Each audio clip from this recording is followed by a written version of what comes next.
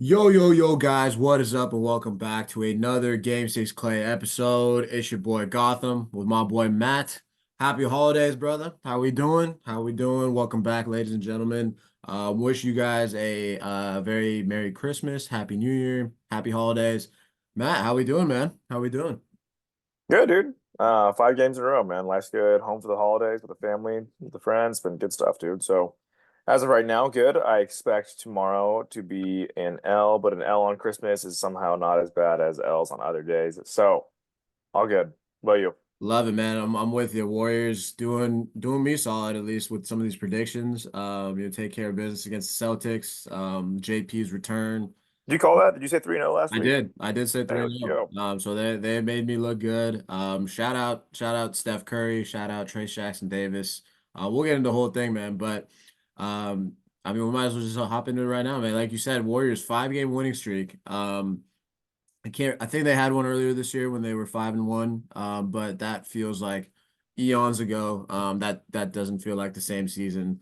But this doesn't really feel like the same team. This Warriors team. We're sitting at 10 and 14. Draymond obviously suspended indefinitely, and it was really a point of like, the season was teetering. I think we all said it on the last episode that it was go time in terms of just like finding a way to survive. Our moves needed to be made. And the moves that we've seen made, I think Steve Kerr inserting Brandon Pajemski, Jonathan Kuminga into the starting lineup, giving Trace Jackson Davis some run at the backup five, moving Dario Saric to the four.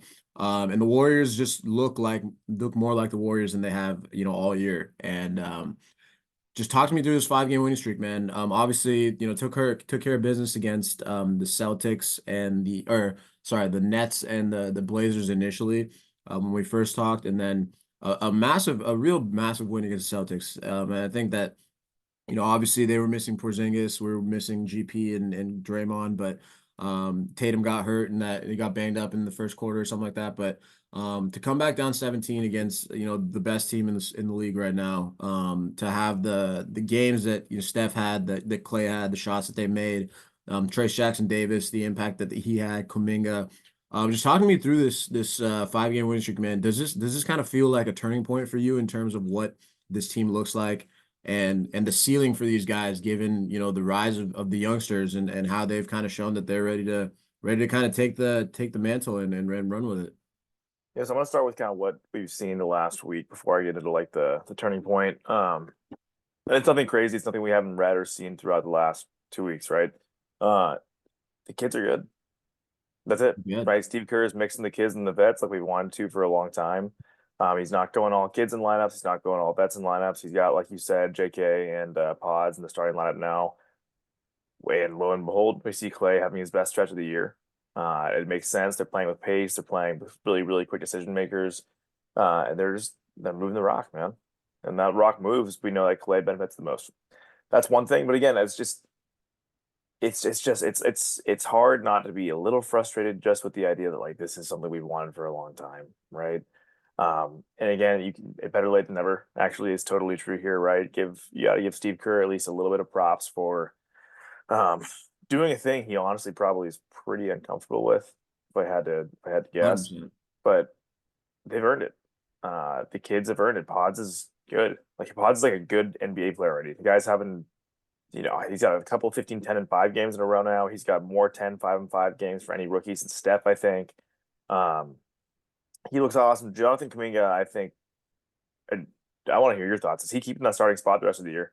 Yeah, If he's on I the team. If he's on the I team. he should be on the team. I think that his we've all talked about his ceiling in terms of what this guy can become, but his floor right now is arguably, your third or fourth best player in terms of the athleticism.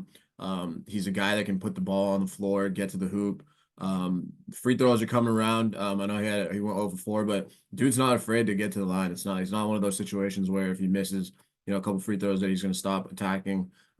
So just the above the rim threat that he is. I think there was another one yesterday where it was kind of that tic-tac-toe play where Clay came off, gave it to Loon. Loon gave him a nice little lob, and Louis found him, man. JK just you put it high enough, man. That the dude is gonna get that ball. And so I don't think so. And kind of just building off your thoughts, man.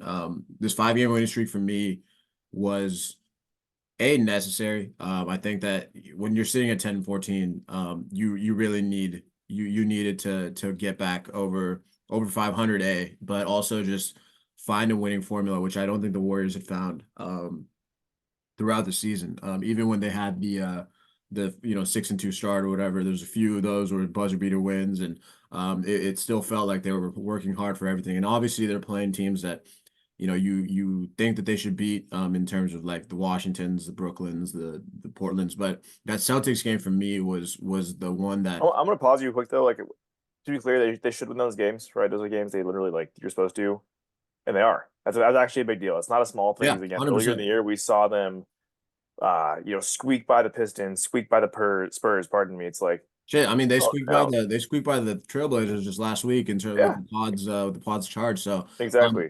yeah, like I think you're right. Like you can't take those games for granted, and those are the kind of wins like that in an 82 game season you have to stack, and that's really what when I'm saying stack wins, like it's against these kind of games, like these kind of teams where they can come in and beat you any night. Like the Blazers have played you tough, I think 3 times now. The Wizards kind of gave you a little scare in that first half, and obviously the Warriors put it on them. But for me, that Celtics game was the one that righted the ship, and I know it was to make them 11 and or 12-14, I think. But to play against guys like are the best team in the league by far, and I don't want to say that the Warriors have a mental edge on the Celtics, and I think they do. Oh, But Steph Steph owns Curry owns Boston, that man. owns Boston, but for that team to come in and be down 17 in the third quarter, and for Steve Kerr to willingly pivot to Trace Jackson Davis, Pods, Kuminga, and playing next to Steph and Clay, I think that changed the game in terms of the pace that the Warriors were able to play with. But man, I just want to talk about TJD for a sec, man. Like the above the rim threat that this guy gives you, his ability to run the floor, protect the rim, but also work seamlessly into this offense. And I think Steve Kerr after that game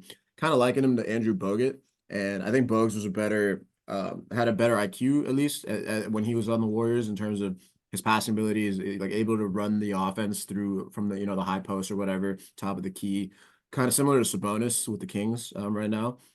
But Trace Jackson Davis, man, you can run those dribble handoffs with him. He's just the ultimate kind of emergency valve if you're double teamed, and the guy forces defenses to make him to kind of pay attention to him. Otherwise, he's gonna kill you with a dunk, or he's gonna find an open guy. And so the ball's hopping around. These young guys, like you said, man, they're good.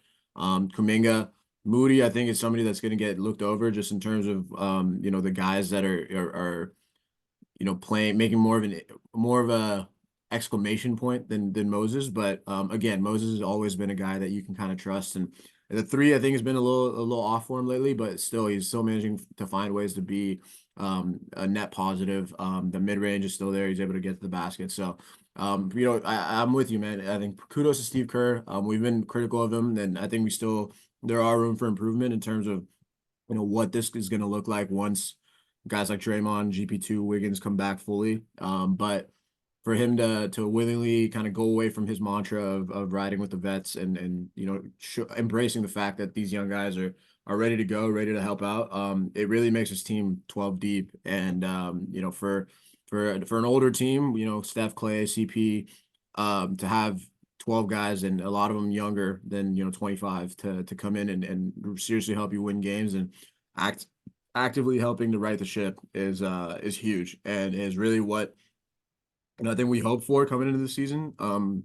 Didn't know if it was going to happen. Didn't know if they'd get the opportunity to show it, but with injuries, suspensions, everything that's kind of happened this season off the court, the young guys have shown up and really given that boost to Steph and Clay. And Clay's looked fantastic, man. You kind of hit on it. When he's able to play with guys with two ball handlers and guys that can kind of open the floor up with their athleticism and JK and TJD, Clay's that he's going to be able to hit those shots for the rest of his life. Rhythm shots for Clay are absolutely money, and I think he's doing a better job of taking smarter shots and letting the offense kind of come to him. But for him, it's always been the personnel, man. You can't have guys like Wiggins, Draymond, and Looney who don't take up any space or get any defenders to commit to them and expect Clay to kind of have the impact that he's having. So especially for Clay, the personnel thing has been huge, and It's been massive, and we're seeing it, man. That's 5 straight games that he's scored over 20 points.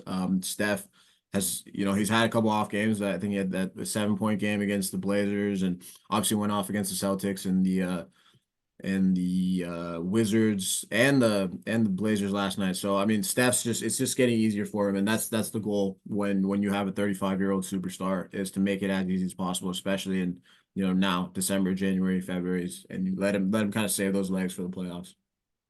Yeah, I want to hit on TJD and Kuminga a little more for a second, just because Yeah, yeah. we talked about last week. We talked about since forever, right? This team benefits from having guys who can finish the rim, right? If you don't have those guys, a lot of what Kerr wants to do just doesn't make sense, right? It just doesn't add up. And now we kind of see just this pressure and what it gives the Warriors. Again, looking back, this team used to lead the league in points in the paint. They used to lead the league in dunks. I think they led the league in dunks a couple times. It's not because they've always had these incredible athletes, but because they create space for guys who can finish, right? And so that's what we're seeing now. I do want to get back to your question though, which was, is this turning point? I'm not there yet for this being a turning point on the season. I probably won't be there until this team is top five seed, if they ever become top five seed. Right now, it's a stacked West, man. Look at the standings. It's 9, 10 good teams. It's OKC, Minnesota, LA, It's 10 teams. Denver, Sacramento. Geez, man, even Houston's One good one of right them, now, one right? of these teams is going to be the 11th seed and miss out on the plan, And and and that's guess what? Memphis is jockeying back 3-0, and they look good. They look good. That guy's awesome. Um, but no, I'm not at a turning point yet. I don't know what this team's gonna be. I want to keep seeing them win actual tough games, right? I'm really curious to see their matchup with Denver on Monday. Um, I think Steph is just the worst matchup for Jokic in the league. So I really hope they can try to exploit that. I don't know if Steve Kerr even tries to. We'll see, but I want to see how that looks. But no, I'm not going to buy turning point necessarily as far as contending goes, because I don't think this is a contending roster, unless they're 20 games above 500 at some point, 15 games above 500, whatever it might be. But I do think there's tons of positives to build on, right? Um, Let me ask you something. Okay, sure. is are Moody and Wiggins, are they gone?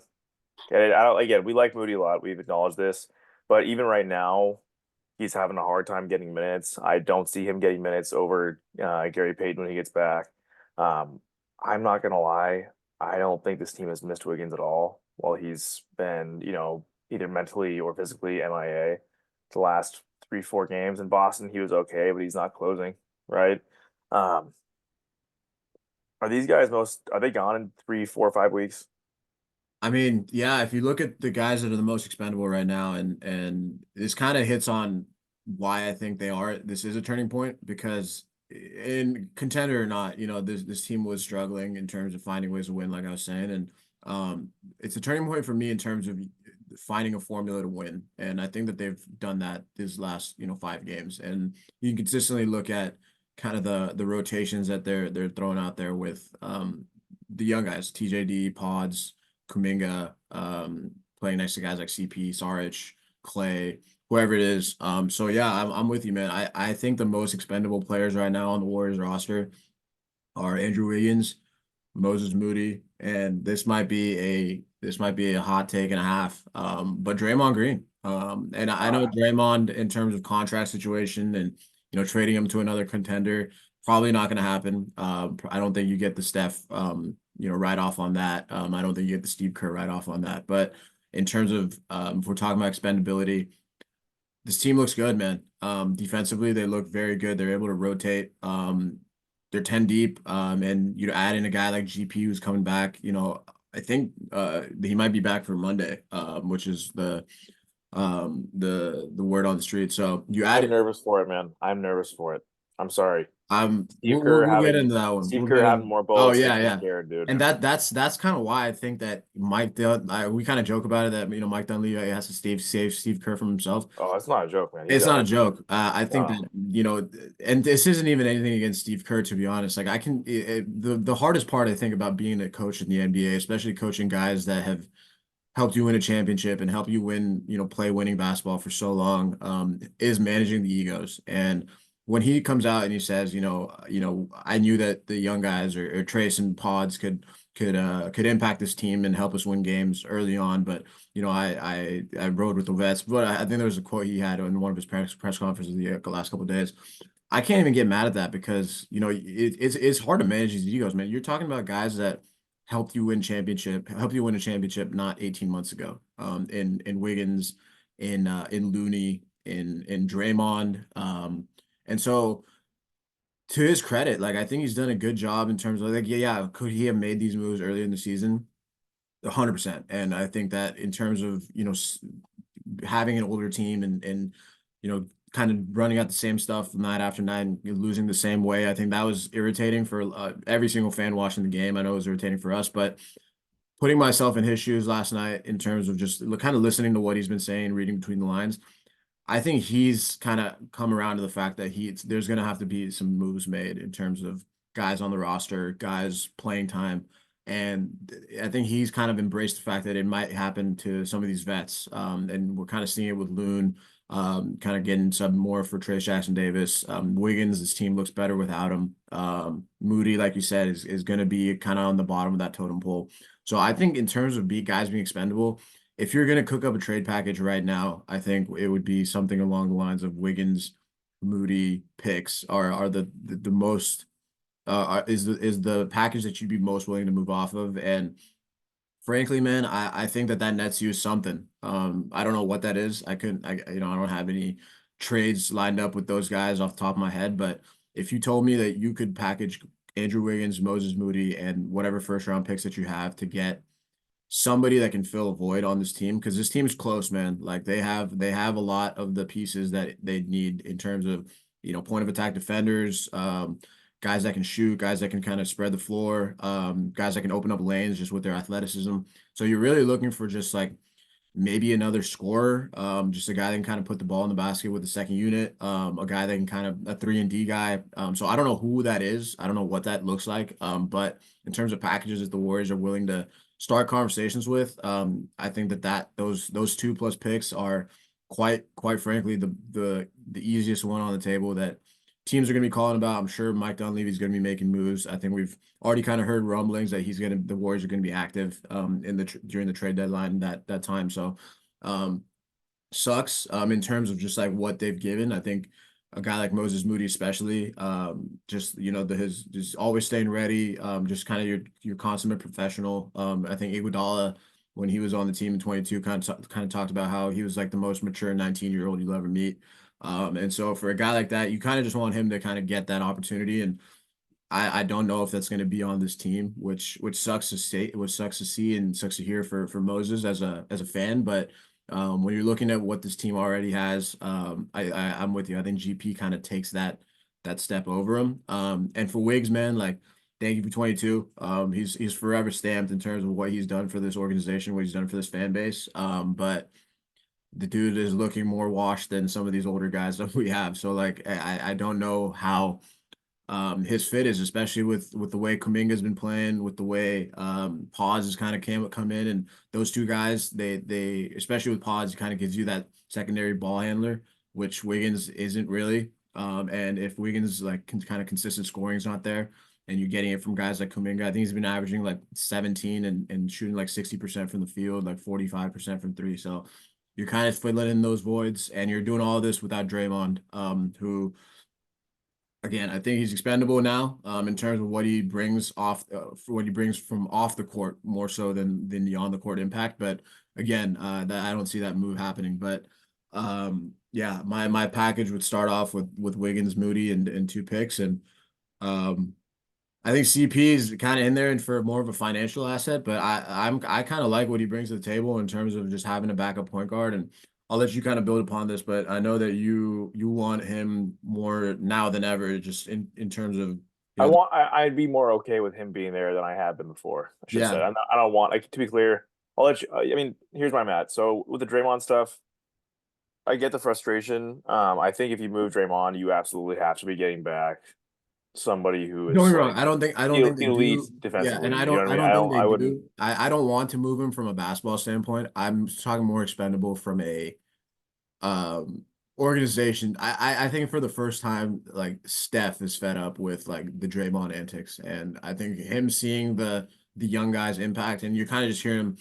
He's always going to give everybody their flowers, but to kind of consistently bring up, just the growth that these young guys have made. I think that for the first time in his career or playing with Draymond or whatever, that this is the first time that he's been like, yo, we have a team around me and that I can work with in terms of young guys, defense, guys that can, play basketball like the way I want to play. So Mhm. this is not again. I don't think they trade Draymond. I think I'm with you. If they do, it's gonna be hard to move off that contract, and it's also like defensively, like you're not gonna be able to replace Draymond even at age 33, unless you make a move for that some elite kind of defender like that. So from a basketball standpoint, I totally think that Draymond has a role on this team. I think he obviously is going to be integral for us to win another championship, but more so I guess expendable from the vibes is where I'm at. Oh, for sure, man. I mean, the worst thing that could happen to Draymond is the Warriors go on a 15-5 type run while he's out. Because if they start viewing him the way that, basketball wise, you're kind of describing now, what you're saying more like emotionally and like organizationally, right? But if they start seeing him as a guy who like they can move off of, maybe pivot and get somebody who's 70% of Draymond, right? Defensively, like but the he plays conversation is going to 80 be games there. a year, Yeah. or he's not getting suspended or not choking out his enemies and not knocking out his teammates. Um, that's not good for Draymond. But again, I think I still basketball wise, it sounds like you're saying the same thing, but it's Steph at the one, Draymond at the five, and the three guys in between are those two guys make the three guys in between work the best. So it's kind of where I'm at. I'm not going to say basketball wise, I don't think expendable. I like TJD. I love Dario in moments. Looney had his best game of the season last night against Portland. I think he was the most spry he looked. All that, but those guys are all 2, 3, and 4 in some order at that position for this team. Um, I do agree with you though in the Wiggins, Moody, those guys again. It's tough. It's tough. They're not missing those guys right now, and it's unfortunate. And again, It's at a a good certain problem to point, have though. Like in terms of like Steve Kerr saying, I think he said it I think it might have been last night, man. Like he was like, we have legitimately 12 like really good NBA players, which is great for me, but it's not great for the players. And again, like from what we've seen from Kerr, I think less might be more in this situation in terms of kind of easing in the load in terms of like giving him a solid direction of where this team should look like. And I think that Mike Dunleavy, in terms of just his showing so far of what he's capable of doing in terms of moves to be made, moving off Jordan Poole pretty quickly, drafting guys that are more ready than we've seen in terms of rookies compared to guys like Paul or J.K. Wiseman, guys from the Bob Myers era. So I think that Mike knows that this roster is really made to win now, and so I don't see him holding back based on any emotional reasons at this point. I no, think I think he that's a good does on point, man. Again, yeah. I think bringing up the emotional aspect is huge, just because again, that's the hardest part of this job. At least, hey, you know what? If we're listening to Bob Myers say it, that's the hardest part of the job. Jeez Louise, guys, that guy, that's hard. Trade making trades is hard. I Making know trades we is know Bob. hard. Making Yeah, trades it's is hard. hard, Bob. But they got to pivot, man. Like you said, great problem for the coaches to have, tough problem for the players to have. Steve Kerr put it best, like you said. You know what's gonna happen? Here's my guess. We're doing the Pascal Siakam, Laurie Markkinen thing. I don't think that's Listen, happening. I'm no man. I'm sorry. I don't think so at this point. I just think unless these teams, and again, if we're at a weird point now where it's like, hey, Kuminga probably is upping his trade value a ton, but this is the crux, right? When players do that, what happens? We don't want to move them anymore, right? So I'll ask you this: I can you move off of Kuminga? Like I don't think you oh, I can. mean, yeah, I think they could. I think again, if you're getting Markkinen back or you're getting Siakam back, I think we'd Okay, be. depending on the package, fair. I'm not saying I'd be thrilled about it. The kid looks like just who knows. His ceiling is unknown. He could be great one day. Um, but I am more confident than ever now that they don't end up with those guys. I don't think Markkinen's getting traded, man. That guy's 26 years old. He's a Dude, 25 he's point per game dropping scorer. 30. He's dropping Yeah, 30 like he's in his sleep. He's a great. killer. Siakam, I think the Warriors want to move for it, but just the money aspect makes it tough. He's going to be a 45 million dollar a year player next year. He's 29 years old. He can't shoot the ball anymore. Um, I am I am more confident that they're going to end up with a type of. I'm not saying this guy but I think a Jeremy Grant type guy is more likely than a the all-star guys we're talking about, and I think it's going to be Hey, look, a Jeremy hilarious when Grant this guy, happens. I Oh, look, you know what? he's great. 20, He's 20 point per great. game scorer, 40% from three this year, 36% for his career. I wouldn't be sad about it, but I just think it'll be a funny dynamic if the Warriors don't end up one of these like perennial all NBA type guys and end up with a like, maxed out version of Andrew Wiggins. Yeah. That'd be funny.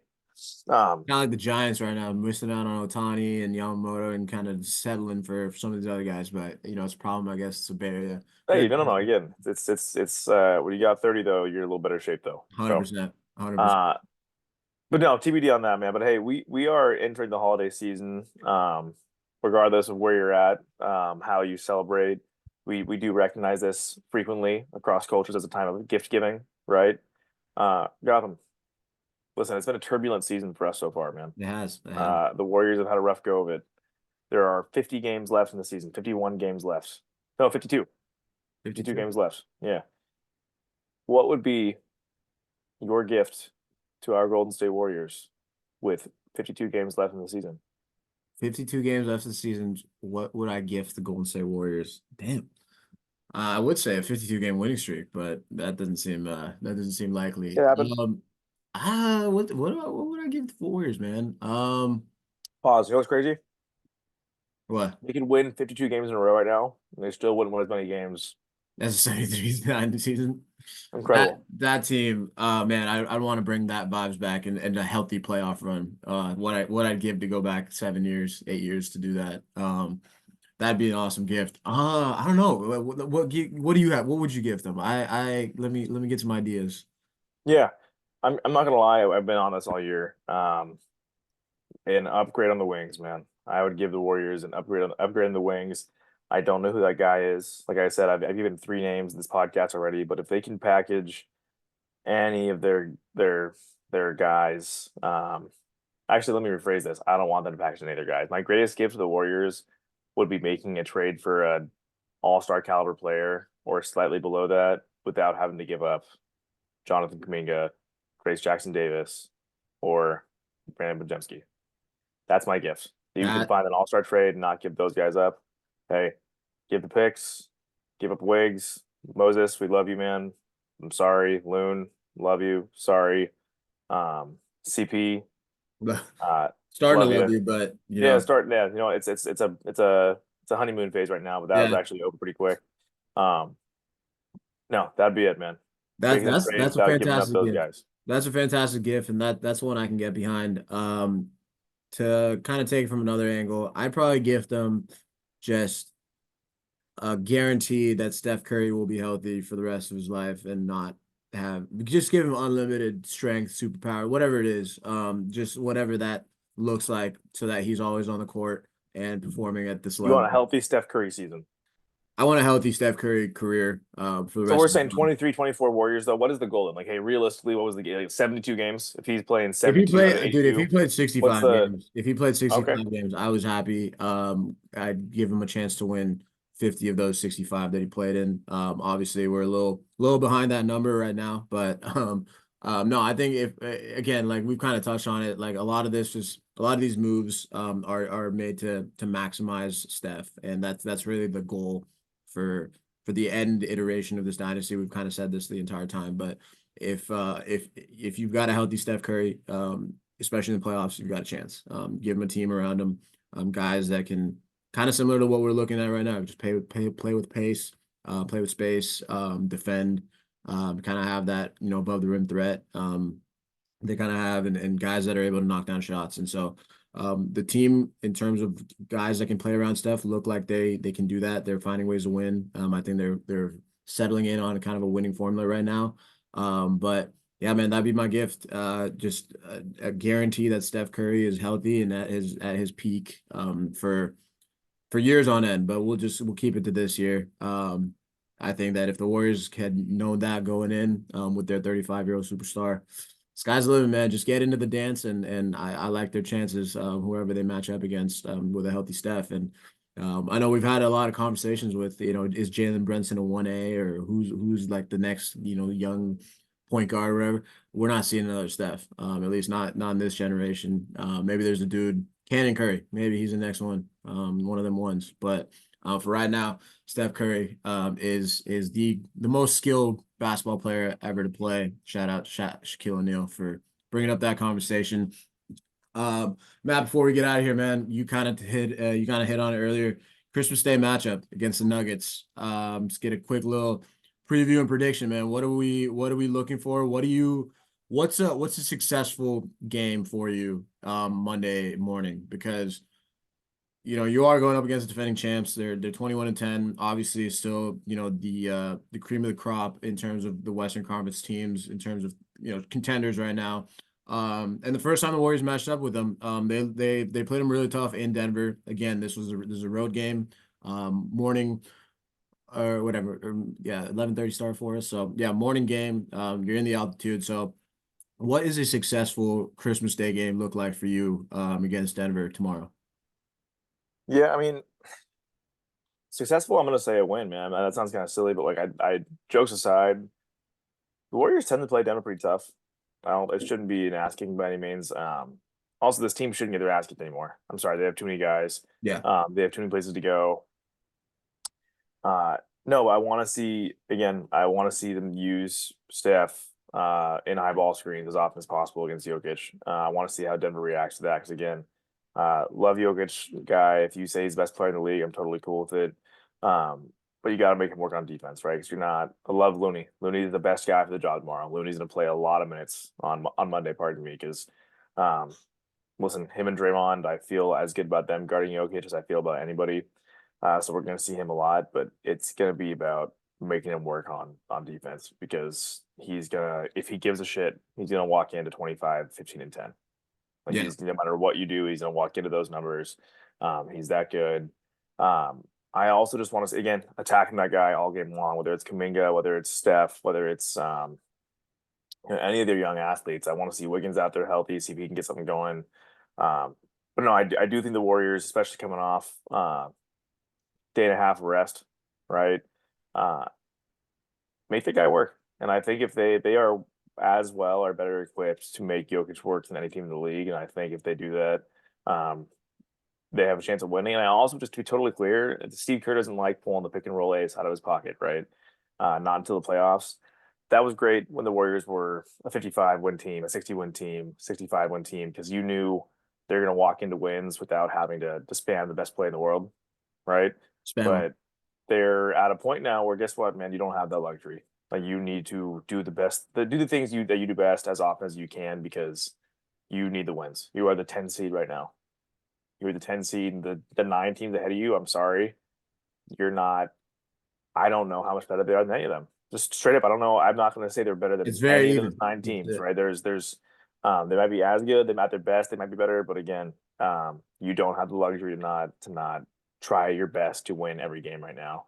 And that doesn't mean running your guys into the ground, but it does mean doing what you can to put the other teams in disadvantageous positions. So that's all. Close game, sorry, a win for sure. And again, none of the if it's shit's not working, go to what works. Love it. I don't think I could sum that up any better, man. I'm with you. I think that they played them tough the first time. I think that was the loss to put them at 6-3, coming back and before the spiral started. But we were encouraged after that game, and I think that was also without Draymond. That was before some of these young guys have come into another one without Draymond. But this was before the young guys have kind of shown that they can kind of handle their own and make an impact on this team. So I'm looking forward to a Jonathan Kuminga special. Trace Jackson Davis is going to get a lot of run tomorrow. He did a great job guarding Jokic that first matchup. So looking forward to him kind of taking that next step. Pajemski again, another guy who stepped in and really made himself into a key rotation piece. And I'm with you, man. I think it's a win tomorrow. I think that the hot streak continues. I think the Warriors are confident. They've got their swagger back. They look like the team that we thought that they'd look like earlier on. So I'm with you. I think that you are the 10th seed and I guess skill wise, they're it's as even as it's ever been for the Warriors in this run. Like they're not going to be the team to blow the socks off anyone, and especially like the the best teams in the West anymore. They're right there in that pack, but you know, it's pretty much similar all around, you know, 10, 8, 9, 10 teams, whatever it is. So I'm with you. Go with what works. This is a game that, again, similar to that Boston game, where if you can go into Denver and get a win, that's huge for the season. That's huge for the team. And from a confidence standpoint, you're riding a high. You know, don't let that come crashing down with, you know, I just don't want to see just an unserious effort, you know, with the turnovers or bad shots or something like that. Take this game as serious as possible and you know, go toe to toe with the champs.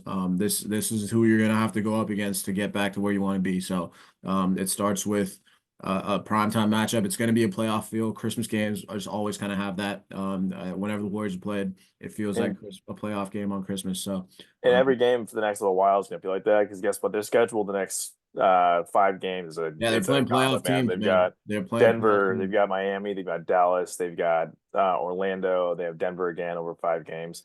There's a real chance. There's a real chance they're a couple games back below 500 at the end of that stretch. And That's before they that's what have you got to Detroit. avoid, man. And so yeah, they have Detroit who's hunting for a win. And look, man, if there's anything I've learned about the Warriors over the last year and a half, you can't look over the Detroit Pistons, because they can come in and beat you. And they've done it, especially no more Sadiq Bey, but that team can still. The James Wiseman revenge game is on the horizon. But yeah, man, I think that the Warriors have kind of. I'm on the sense that they've turn the corner, at least maybe not turn the entire season around, but turn the corner to get there. And so tomorrow's another statement game. And can they kind of put in that effort to take advantage of that? And they did it so against the Celtics. And I look forward to do it again tomorrow. But Matt, before we get out of here, man, anything would you get? You got a win tomorrow? What was your prediction?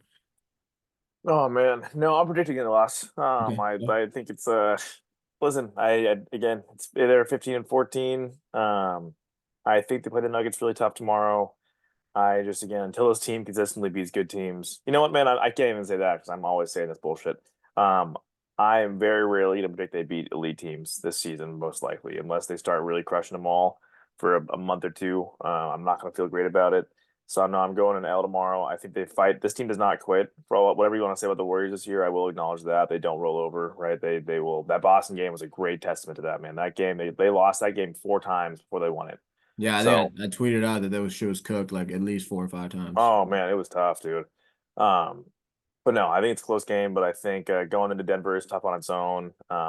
I think Jokic has been the subject of a little bit of slander of late. His numbers have not been what they are frequently. But again, if He, there's a he's he's guy, he's making every shot tomorrow. Like oh it's yeah, and again, even then, it's he's just a guy who like he does not have to put up the numbers he wants to put up or can't put up to get a win. So maybe he steps up tomorrow, big national TV game. So hey, I'm going Nuggets win, Warriors loss. I wish it was not the case. I hope I am wrong, but I again I watched Jokic march through Looney as if he were paper for 48 minutes a few weeks ago, man.